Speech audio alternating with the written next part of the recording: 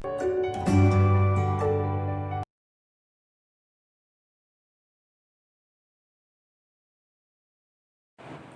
students, in our previous videos, that is the first part and the second part, we have discussed about acids and bases. Now in this video, that is the third part, we'll discuss about salts.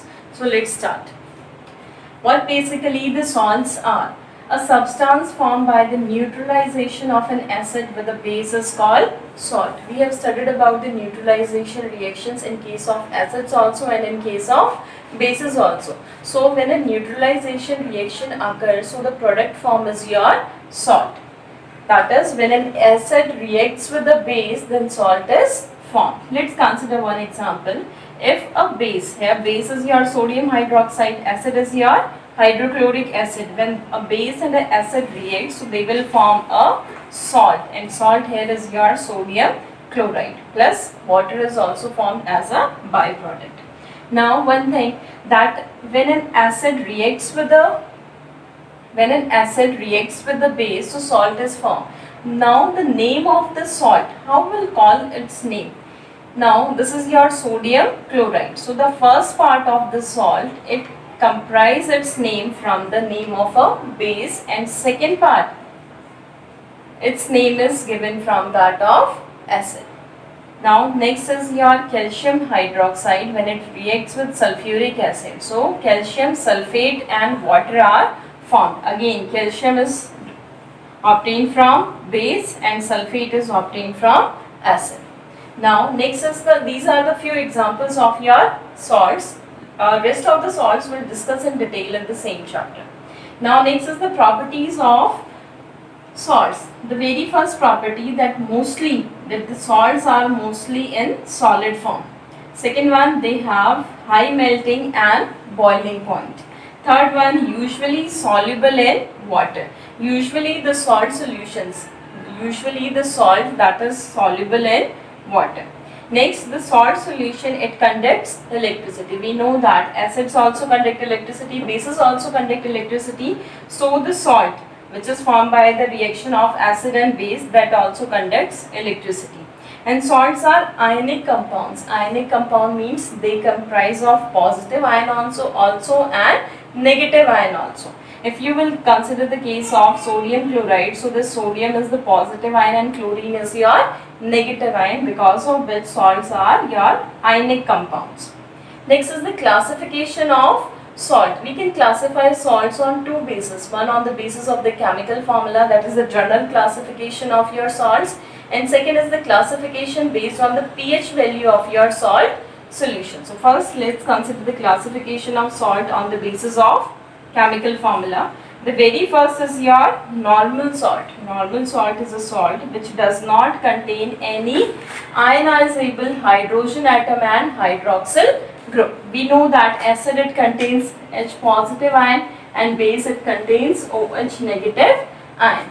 And when salt is formed by the reaction between acid and bases, so by that reaction, if hydrogen, that is the ionizable hydrogen atom and hydroxyl groups, if they are not present in that, then it will be your normal salt. Or we can say that the normal salt is formed by the complete neutralization of acid and base.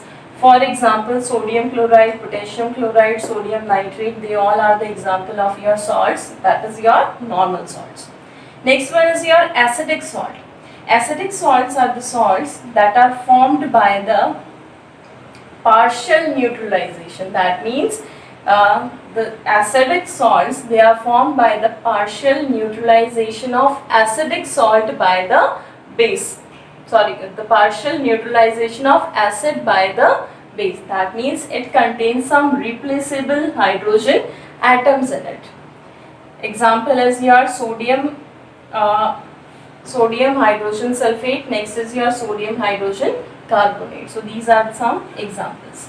Next is your basic salt. Basic salt, it contains some replaceable hydroxyl group, as it is clear from the name that it contains some of the hydroxyl group. Or we can say that a salt which is formed by the partial neutralization of base by acid. That means some of the basicity it remains present in your salt solution, because of which it is termed as basic salt. Examples is your basic lead nitrate and basic lead chloride. So these are the few examples of your normal salt, acidic salt and basic salts.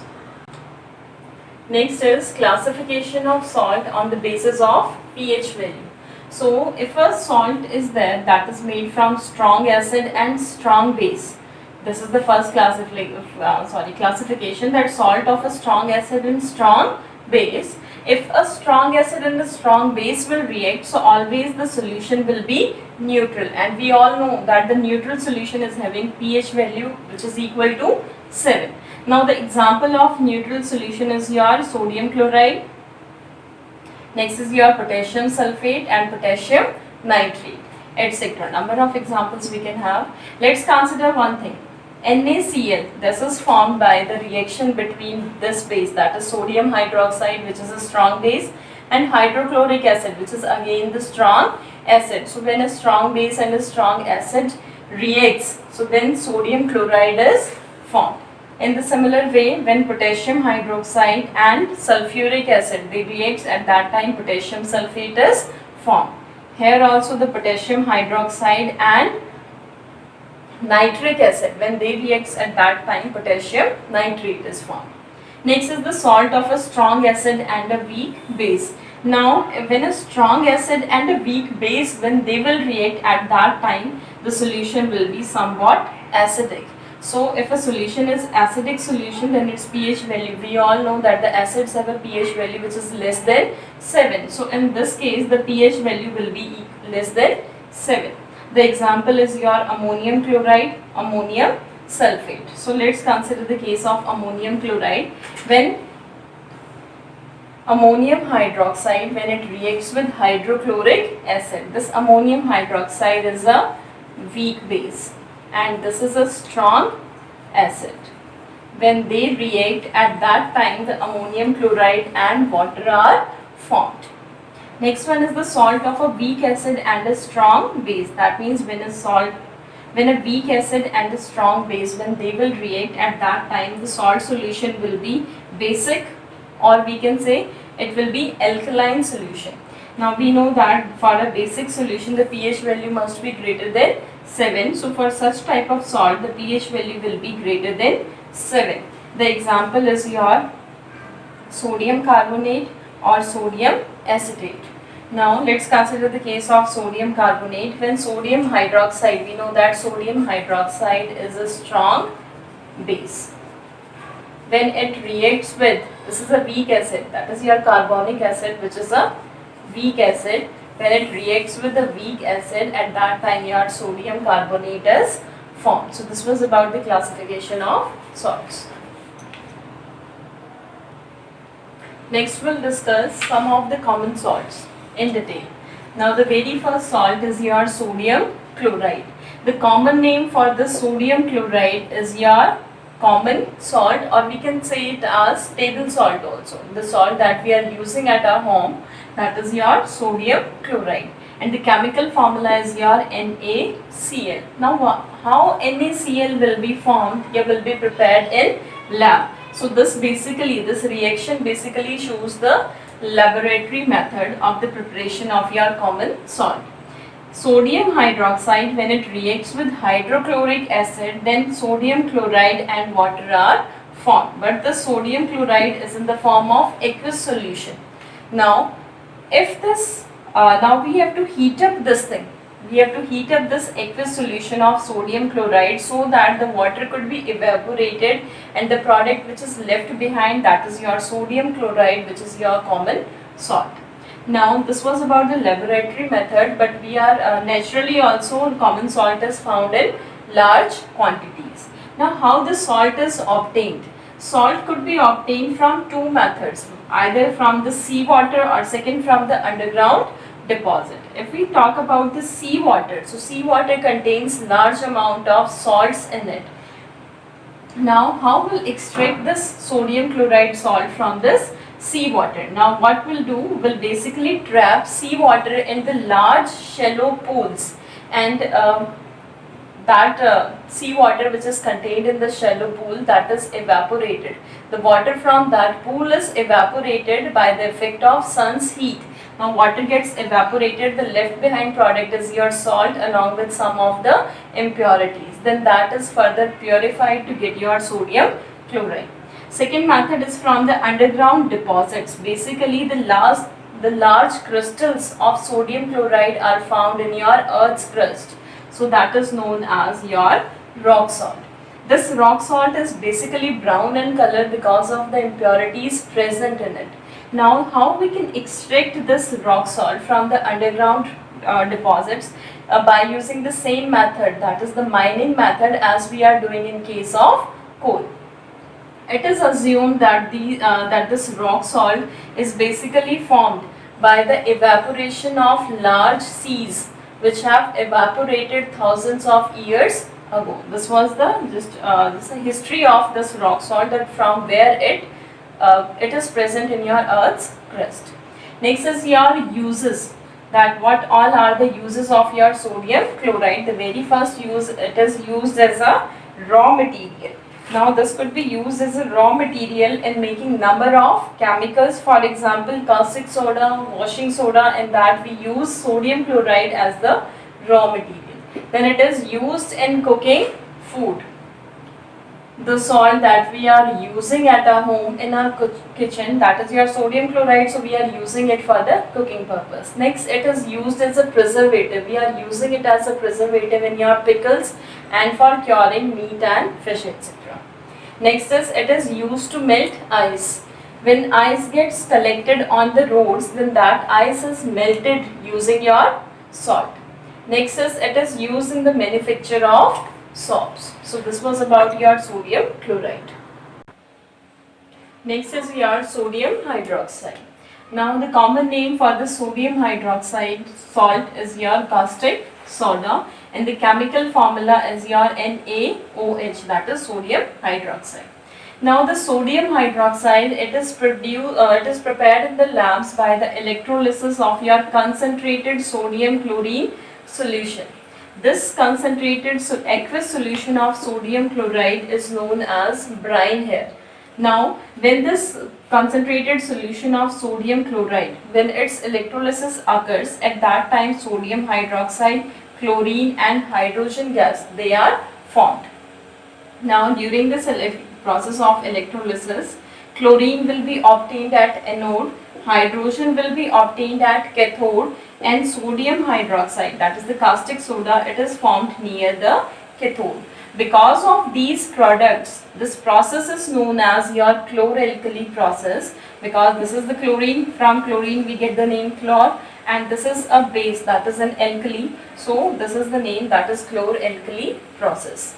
Next is the uses of the sodium hydroxide. Sodium hydroxide is used for making number of things here. For example, it is used in the making of soaps and detergents. It is used in the making of artificial textile fiber. For example, rayon. It is used in the making of your paper. Next, it is used in the purifying of your bauxite ore. Bauxite ore is the aluminium ore. It is used in the degreasing of metals, and it is used for making dyes and bleaches. So these were the few uses of your sodium hydroxide. Next is washing soda. Now the chemical name for this washing soda is your sodium hydrogen decahydrate, that is sodium carbonate decahydrate. It contains 10 molecules of water, and this is the chemical formula for this washing soda, or we can say sodium carbonate decahydrate. Now how it is prepared? It is basically prepared from your sodium chloride solution, that is the concentrated aqueous solution of sodium chloride, which is known as brine. So when this brine, it reacts with ammonia, water and carbon dioxide, then it forms sodium hydrogen carbonate and ammonium chloride. The preparation of washing soda is in 3 different steps. So in first step, this brine, it reacts with ammonia, water and carbon dioxide to give you sodium hydrogen carbonate and ammonium chloride. Now the sodium hydrogen carbonate, it is very slightly soluble in your water, because of which it precipitates out as a solid. Now in second part, this precipitate will filter it, dry it and then heat it. This precipitate of sodium hydrogen carbonate, we will filter the precipitate of sodium hydrogen carbonate, then we dry it and then we heat it. On heating sodium hydrogen carbonate, it gets decomposed to give you sodium carbonate, carbon dioxide and water. This sodium carbonate, this is the anhydrous sodium carbonate, that means it doesn't contain any water of crystallization. So this is the anhydrous sodium hydrogen carbonate. So this is known as soda ash. Now in third step, this soda ash is dissolved in water to crystallize and crystallize to get washing soda crystals which are having 10 molecules of water of crystallization. Here it was in anhydrous state, because of which it is dissolved in water so that it can have the water of crystallization in it. It's not that, it's this Na2CO3.10H2O. That is shown with the help of an equation, that is Na2CO3 plus 10H2O will give you Na2CO3.10H2O. That is the soda ash. It contains 10 molecules of water of crystallization. Next is the properties of washing soda. The very first property of washing soda is the transparent crystalline nature. This is a transparent crystals. Second one, it is soluble in water. This is a carbonate and we know that most of the carbonates, they are insoluble in water, but this is among the carbonates which are very few carbonates which are soluble in water.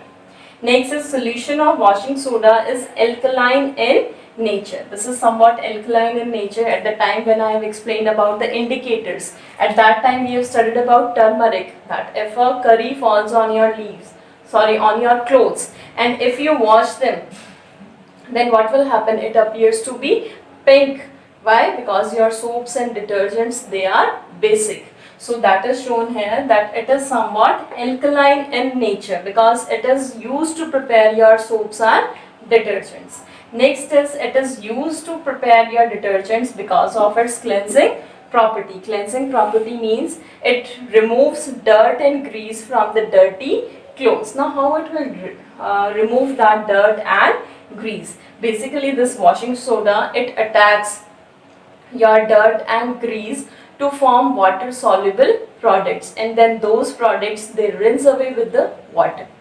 Next is the uses of your washing soda. The very first use, that it is used as a cleansing agent because of its cleansing property. It is used as a cleansing agent and used to prepare your soaps and detergents also. Next says it is used for removing the permanent hardness of water. Third one, it is used in the manufacture of glass, soaps and paper. Next is used in the manufacture of sodium compounds, for example borax.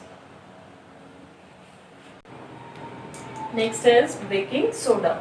The chemical name for this baking soda is your sodium hydrogen carbonate and the chemical formula is your NaHCO3. Now we'll discuss about its preparation. Before this baking soda, we have discussed about the washing soda. In case of washing soda, we have done the preparation in 3 parts. So in the very first part, the product evolved there was sodium hydrogen carbonate, which was nothing but your baking soda. So the very first step of the preparation of washing soda, that will give you the baking soda. So in the preparation, we'll have the same step. That is when the cold and concentrated aqueous solution of sodium chloride, that is known as brine, when it reacts with ammonia, water and carbon dioxide, then it will give you sodium hydrogen carbonate and ammonium chloride. This sodium hydrogen carbonate is nothing but your baking soda. Now we'll discuss about the properties of your baking soda. Baking soda exists in the form of white crystals and it is sparingly soluble in water. That means it is not completely soluble in water, only sparingly soluble. Next one, it is mild non-corrosive base. It is mild base. It is mildly alkaline in your water. Next is the action of heat. If we heat this solution of baking soda, that is sodium hydrogen carbonate, then on heating it gets decomposed to give you sodium carbonate, carbon dioxide and water. Now we'll discuss about the uses of your baking soda. The very first use, it is used as an antacid in making your medicines for curing your acidity, because in case of acidity we consume antacid. That antacid is nothing but your baking soda. Next is use in the baking powder. The baking powder that we use in our kitchen, that is prepared from this baking soda. Now we'll discuss the process, that how baking powder is prepared from baking soda. This baking powder is the mixture of your baking soda and mild edible acid, a weak acid which could be easily eaten up. So that mild edible acid basically will consider is your tartaric acid. So when this aqueous solution of sodium hydrogen carbonate, that is your baking soda, when it reacts with the H positive ion, this H positive, it comes from the tartaric acid, then it will give you sodium tartarate salt. So this sodium Na positive, it is from the sodium tartarate salt, carbon dioxide and water. This carbon dioxide evolved here, it gets trapped in the wet dough. So because, and slowly it gets bubbled out, because of which the cakes and the bread, it gets spongy. So this could be the reason that why we are using baking powder in the making of your cakes and breads, because of this carbon dioxide. Next is, it is used in your fire extinguishers. Now in the soda acid type extinguisher, we basically use your baking soda along with the sulfuric acid. These two are separated. These two are stored in this extinguisher in your separate containers. When nozzle is pressed, then what will happen? They both get reacts and carbon dioxide is formed. Now when the nozzle is pressed, so the carbon dioxide, it ejects out from that extinguisher and forms a layer on the burning substance, thus cuts off the supply of oxygen, and it will then stop the burning of that particular substance. So these were the few uses of your baking soda. Next is bleaching powder. The chemical name for your bleaching powder is the calcium oxychloride, and the chemical formula is CaOCl2. Now let's discuss about its preparation. It is basically prepared by passing chlorine gas over slaked lime. This CaOH, that is calcium hydroxide, it is commonly known as your slaked lime. So when we'll pass this chlorine gas over the slaked lime, at that time your calcium oxychloride and water is formed. This calcium oxychloride is nothing but your bleaching powder. Now let's discuss about the properties of bleaching powder. The very first property, that it is a white powder which gives strong smell of chlorine gas. So this is in the form of a white powdery substance which gives the smell of a chlorine. Second thing, it is soluble in cold water. If you dissolve it in water, then also some of the salt, it remains at the bottom. Next one, it reacts with dilute acid to produce chlorine. When this bleaching powder, when it reacts with the dilute solution, this sulfuric acid is in the form of dilute acid here. So when both of them they react, at that time the salt, calcium sulfate salt is formed, chlorine is formed and water is formed. This calcium oxychloride or the bleaching powder, the action of its the action is basically because of this chlorine. Its bleaching action is basically because of chlorine. Now the chlorine is having oxidizing property, so because of which it can remove the color of the substances, because of which it is used in the textile industry and the laundries also. So basically the bleaching action or the oxidizing action of this calcium oxychloride is because of the chlorine present in this, and it is an arrangement for storing chlorine also, because as such it is quite difficult for us to store and utilize chlorine. Next is the uses of your bleaching powder. The very first use is the bleaching agent. It is used as a bleaching agent. Here also we have discussed it acts as a bleaching agent because of the chlorine present in it. it disinfects drinking water supply. This we all know. Next one, manufacture of chloroform. In the manufacture of chloroform, the main product used is your bleaching powder. It makes the wool unshrinkable. Because of it, it is used in your industries also, textile industries. Next, it is used as an oxidizing agent in chemical industries. We are using this as an oxidizing agent. Now, why it is having oxidizing property? Just because of chlorine. So this was about the bleaching powder. Next is plaster of Paris, which is commonly known as POP. Now the chemical name for this plaster of Paris is your calcium sulfate hemihydrate, and its chemical formula is CaSO4 dot half H2O. Now how it is prepared? It is basically prepared from gypsum, and gypsum is the formula for gypsum is calcium sulfate decahydrate. That is, it contains 2 molecules of water. So we obtain this plaster of Paris by heating gypsum to a temperature at 100 degrees Celsius. So this heating here, it must be very controlled heating. So when you will heat up CaSO4.2H2O to 100 degrees Celsius, at that time you will get calcium sulfate hemihydrate and 1.5 molecule of water. But this heating should be controlled. If the temperature here, if it increases 100 degrees Celsius, at that time anhydrous calcium sulfate, which is known as dead burnt plaster of Paris, it will be formed. Because when you will heat up it beyond 100 degrees of Celsius, at that time the complete water of crystallization is eliminated and only the anhydrous calcium sulfate is formed, which will have properties which are different from this plaster of Paris, because this is known as dead burnt plaster.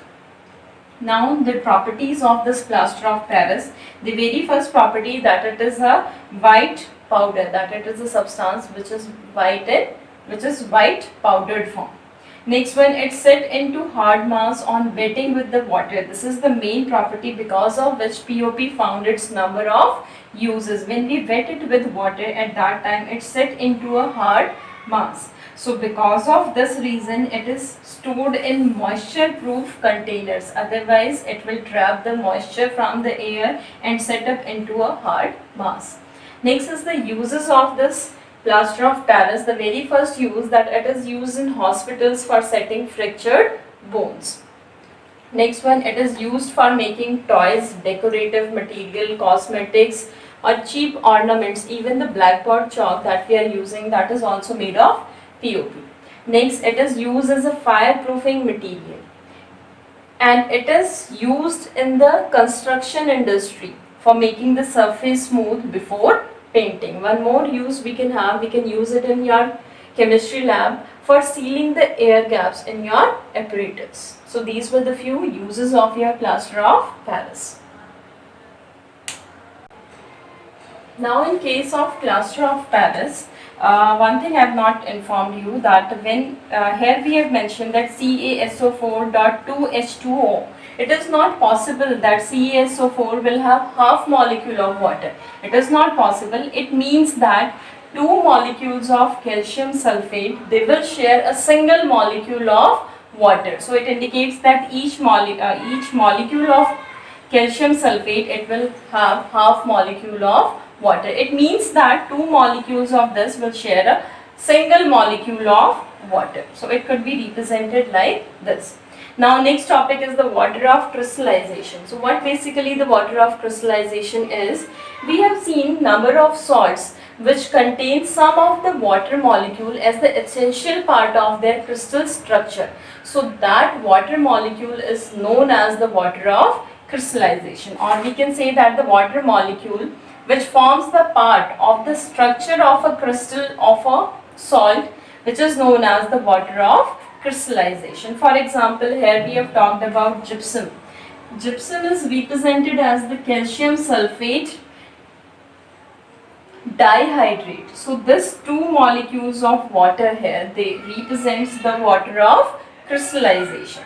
Next is the salt that contains the water of crystallization. They are known as the hydrated salt. So such salts which have the water of crystallization, as in the case of gypsum, as in the case of plaster of Paris, even in the case of washing soda also, they all are your hydrated salts because of the presence of water of crystallization. Now the one major property of this water of crystallization is that in some of the cases it imparts shape and color to the crystals of a salt.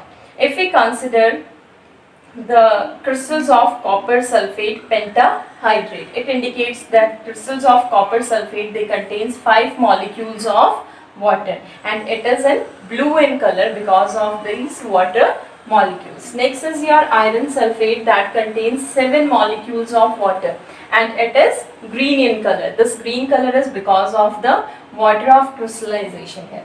Next, that is your sodium carbonate, which is nothing but your washing soda that contains 10 molecules of water, that is sodium carbonate decahydrate.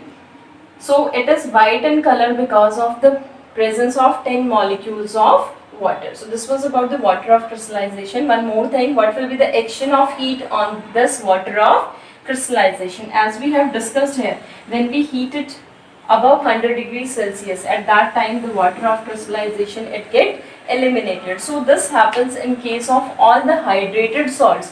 When you heat up the hydrated salts, at that time these salts will lose their water of crystallization and will become anhydrous. Now the color of the salt, it is because of this water of crystallization, and if it is eliminated, so because of which the color of the salt, it also disappears. If we consider the case of your copper sulfate pentahydrate, when you heat it up, this is basically blue in color. When you heat it up, so what will happen? These water molecules, it will get eliminated. You left behind the anhydrous copper sulfate. So when these water molecules are eliminated, so because of which its color also disappear and it will become white in color. Now when we add water again to the anhydrous copper sulfate solution, or when we add water to the anhydrated salts, then they will regain their hydrated property again. They will regain their water of crystallization, hence their color also. That is, when you heat up the solution of copper sulfate pentahydrate, on heating, what you left with? Anhydrous copper sulfate, and it will be white in color. But when you will add water to it, then again it will become copper sulfate pentahydrate, and again it will regain its color, which is blue. So this was about the water of crystallization. With this, our chapter is over. I hope you like the video and you understood the topics explained by me.